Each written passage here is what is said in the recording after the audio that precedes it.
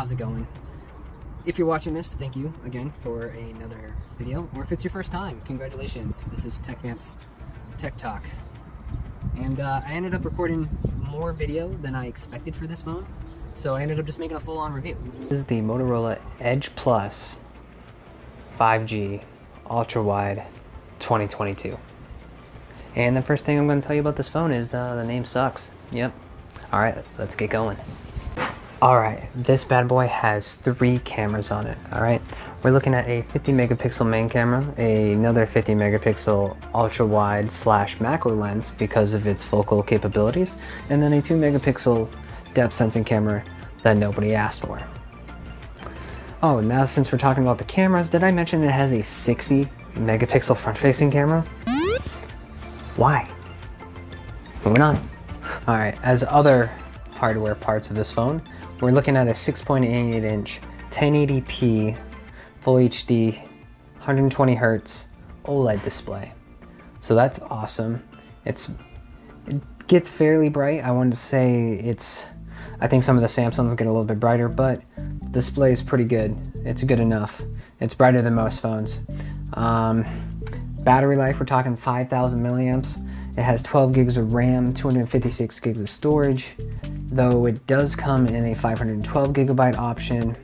I wish I got that one, but I don't. I got 256 because there is no expandable memory card, so no SD card support, so tough luck with that.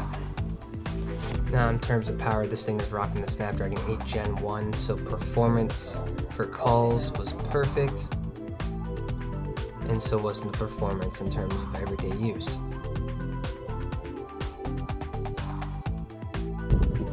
Now, despite all of that on paper, this phone still has technically one downside. And don't ask about the background spinning. I'm literally walking in circles because it makes the background look cooler because I don't really have anything else to look at. So I'm spinning to kind of keep you entertained. Anyway, the one thing that this phone doesn't really have, and that's a lot of software tricks. Like Samsung has tons and tons of apps that they want you to use, the Samsung version of everything Google. Motorola technically doesn't have that. So it feels very much like stock Android, and that just kind of, I don't know, it makes the phone feel a little dull. Now the pixels, you get it. You get the Pixel because you want the stock Android. You don't buy a Motorola because you want a stock Android experience, but that's what it feels like you get. Yes, Motorola has a few tricks up their sleeves, like the chop for flashlight and the twist for camera. But other than that, there's not a lot of Motorola stuff going on in this phone. So it really just comes down to the processor being extremely fast, which it is. But this phone just feels really expensive for what it actually has to offer. The photos, I would say 1 of 5 shots. This beat my Samsung Flip 3, which I thought was an appropriate phone to compare it to, seeing it's not Samsung's best camera, because I know that would technically blow it out of the water. But I was shocked to see that 1 out of every 5 photos, this was the winner. Because my Samsung beat it 4 out of 5 times. Which, you know, there's not a lot going on for the Flip 3 camera. So it was crazy that it beat a 50 megapixel main sensor running a Snapdragon 8 Gen 1 chip. But I'll tell you, those 1 out of 5 shots that it beat it was outdoors. Because if you give this thing enough light, pretty much can, you know, speaks for itself. Let me show you some images.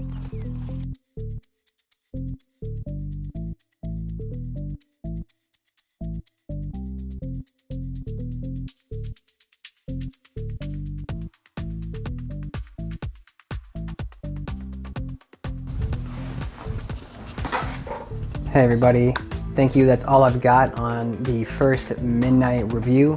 Thanks for joining me.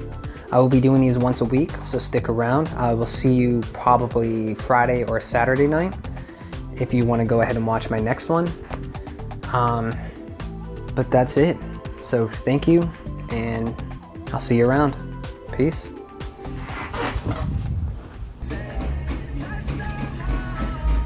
Spot.